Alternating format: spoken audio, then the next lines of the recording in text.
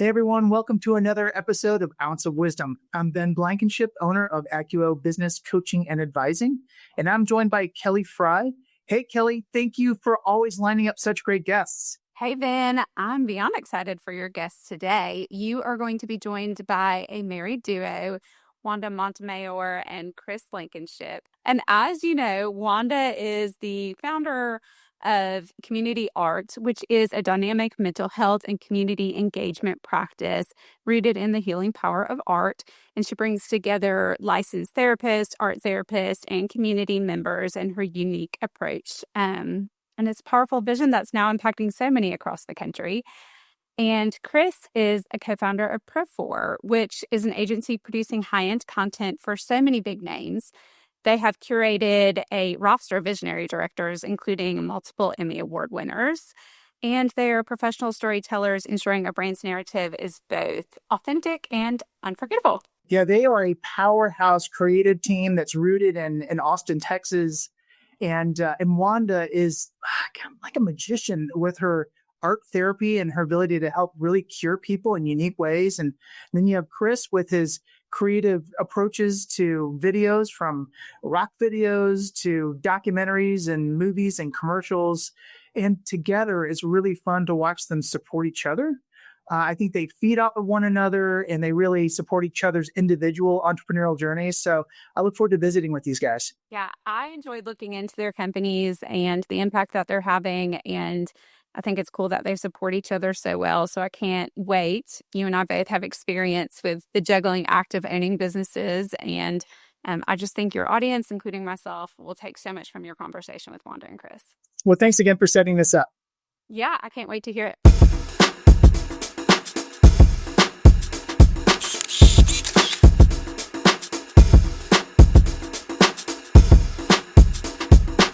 Hey everyone, welcome to Ounce of Wisdom. Wanda and Chris, thank you guys for joining us today. It's our pleasure. Glad to be here. Excited. And I was hoping that we could explore not only your personal paths to being successful entrepreneurs, but also just that, how you have managed to really support and encourage each other on your paths as business owners. You know, I did learn what I could when I had more steady gigs. I want to say 94. So I was living in Hong Kong and started freelancing. And then I would hire other people and help generate revenue for more people and had some success in that and liked it a lot, actually. There are times when it can be kind of scary, especially if you're like living overseas and like freelance, like, oh my God, what if I don't make any money this month? But I mean, other than about a 3-year stint in Austin, Texas, where I did work directly for another company, I've owned my own businesses or been freelance, employed other people. It feels good to be successful as a small business and take care of other people and know that you are contributing in some way. I've also have a spirit of giving back in the sense of like working with nonprofits and causes and stuff like that. So I just always actually really love sales. And I worked in public schools for 23 years. And it's funny, it's like, how was I a saleswoman when I was a school counselor? I would take the weirdest elective that I thought was cool and I would fill it. Currently, I should say that I own a mental health art therapy company called Community Arts, LLC. And so we're a not large scale, we make large scale murals. We're actually a very small, there's 14 clinicians and we serve about 300 clients. But how did I start this journey was, I could sell some cookies. I could really feel like what I knew people would want, and I would help convince them of that. Like when I think about Chris's company and when Chris thinks about mine, they're ours. Like Production 4 is mine. I believe in it wholeheartedly. Yeah. I want to know what's going on and the ins and the outs. And when I'm with Chris, I'm his hype girl. I'm like, this is awesome because I believe in his product and who he is. And I think the same definitely goes for, I feel completely support. Community Arts is Chris's company. They're our companies, right? And we support each other in that. Yeah. And also because, our children are much older, is that we didn't have like a little child at home when we started our companies, right? And we were able to be understanding with each other. Like, you're working Saturday, you're working Sunday. Like, there was no grief that we gave each other. Instead, we supported each other. We had that shared vision and joy. And things are a little bit different because I served 23 years in public school. And when I was getting scared and I was starting to think like, okay, is it time to start my own company? Like I was really nervous, and Chris was like, of course you could do it. He's like, what are, and so he gave me that confidence for us to start, our, go ahead. It did surprise me though. You did. How did I surprise? Well, we've been talking about it for a while. And I came home and Wanda's like, guess what? I quit. I'm like, cool. So we're Sort the company we started, because we had actually started the company and Wanda was doing work on the side. And we had talked about it. Yeah. So, I mean, that's the other thing about our success. So it's like, we had talked about it. I was surprised at the moment, and it's kind of a funny story, but it wasn't really a surprise because we had already agreed about that.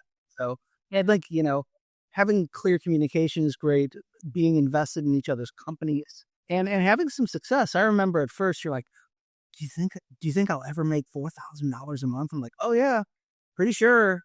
And then she got overwhelmed. She's like, do you think I'm like $5,000 a month? Mm-hmm. Yep. Keep going.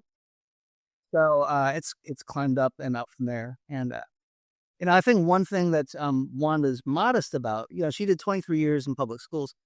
This lady has 2 master's degrees. She's got more letters on the end of her name than an alphabet. I can't remember them all. So she's well qualified to run this business of mental health therapy, art therapy, play therapy, sandry, pet therapy, and assistant therapy. There's a little Shango. Well, Neil, something first you mentioned that I really appreciate about you, Wanda, is that you are 100% committed to being a lifelong learner. And when I need somebody to help guide my path in life, I want somebody who's curious and somebody who's always learning about what's new and the possibilities out there. I think that's just a great characteristic to have as an entrepreneur. And in fact, I find that most good entrepreneurs are very curious, right? So it's like that lifelong learning I love experiential learning. I'm like, oh my God, let's learn this. Let's learn this. Let's do this. And also I think something else that's helped both me and Chris be great entrepreneurs is that we my dad gave us the advice a long time ago is like, you're only as good as your word. Chris and I really believe and have a really high ethic when it comes to our team and making sure that we treat our people right. I don't take away one of those years in public education. Every year was a learning year for me and developed such really great, amazing relationships with other, like even the children that I taught, even their parents, the staff that worked with me. It's like those relationships, like kind of like are who vouch for me and who give us the referrals.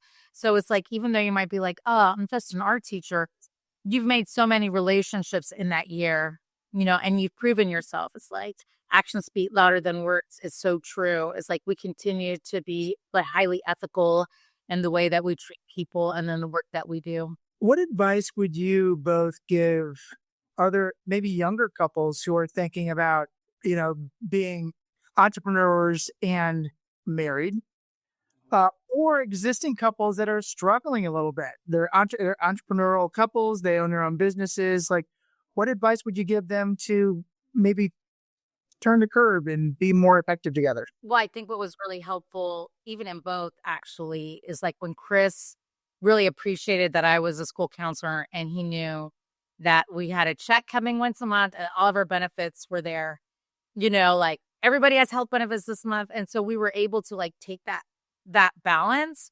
And then when his company was solid, I knew, okay, now everybody's health benefits isn't on my shoulders. Of course it was there, but it's that unconscious thing that you just want to make sure certain aspects is the hierarchy of need. So I think us being in a place where we could support each other and be like, okay, what would it look like if I didn't bring in that was the $4,000 a month joke. When you start a business, you don't have your whole day booked with clients or all the income. So you have to be ready to help and lean in for your partner and to support them financially. That's just facts, right? And I also think it's being that right blend of listening, versus being critical. Like instead of having that panic, your partner has that panic already in their mind, making sure everything is there. is just being able to hold that space and having your plan B and C and letting that happen, and like going into a business knowing, okay, the first year of a business, it's highly unlikely that we're going to have a profit, right? How are we going to make it? I mean, people don't want to talk about money, but when you look at couples, what are the 3 things that couples fight about? Sex, money, and kids. Usually, there's a few other little things in there. So we call it a cope ahead in the counseling world. Having your first year laid out, and being like, it's okay, Wanda, if you don't make X amount of dollars that first year, I got you. And the same thing with Chris. I'm like, if only one of us is making money this year, we got each other. And like really making your partner feel safe and secure, that you got their back in that first year. And also when you're prepared for plan B, you like go in with eyes open, like this year is going to be super hard and we may not get to go to Disney this year. You know what I mean? Or we may be drinking our Folgers and not going to Starbucks, but being flexible and letting that happen, drinking Folgers for the year is okay. And because the big goal is in 2 or 3 years, where it's going to be a whole different scene. You're just really establishing those relationships and launching out, right? I don't know. That's something I thought of. What about you? I think one of the things that I like to think about is something you were describing, but I'm going to just say it a different way. That is Different way. make sure to take calculated risks. So there's risk involved in many things in life, and certainly starting your own business and doing that is risky. And a lot of businesses do fail the first year. But if you think about them and you make calculated risks that are, that you have backup plans and that that the risk that you're taking is acceptable.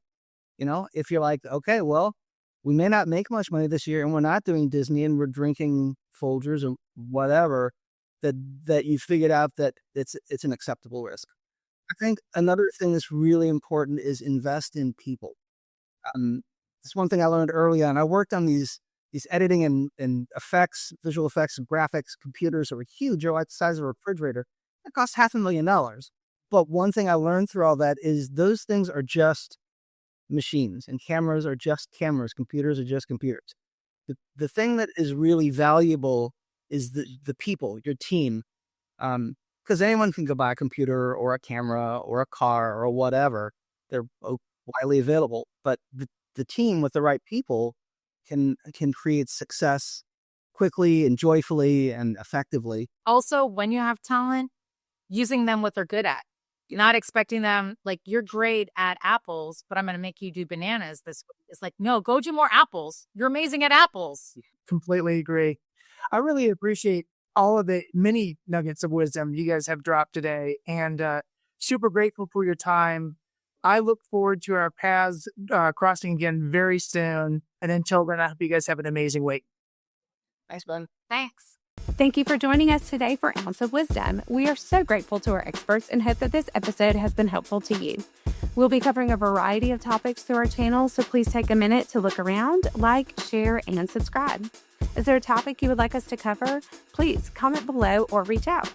Do you need help identifying pain points in your business? Check out our resources at www.acuo-bc.com. The link will also be provided below. Thank you for joining us, and we look forward to seeing you again on another episode of Ounce of Wisdom.